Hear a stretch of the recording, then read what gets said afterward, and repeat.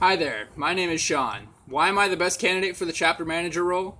Because I have an unmatched ability to adapt. Additionally, I do my best work independently while collaborating with other self-motivated individuals of a small team. I do an excellent job when tasked with managing others, but what I'm best at is managing myself. If you're looking to hire a manager and that's it, please don't keep watching. I've never been a fan of labels, but if absolutely necessary, brand me a baseball aficionado with supervisory experience at both sea level and 10,000 feet.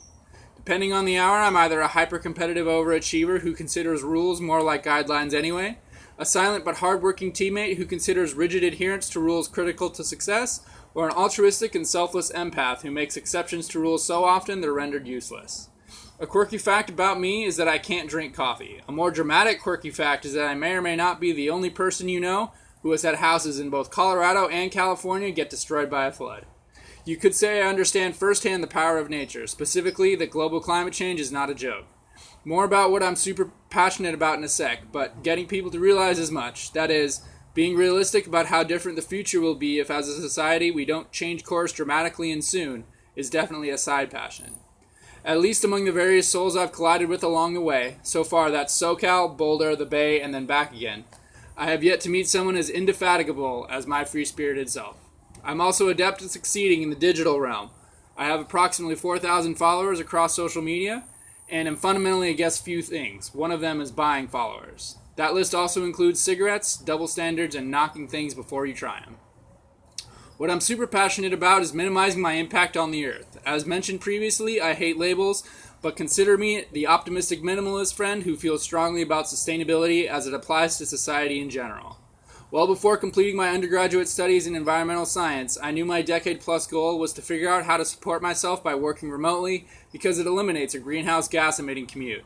So far, at least, I have had the most work experience in sustainability as it applies to the adventure tourism industry.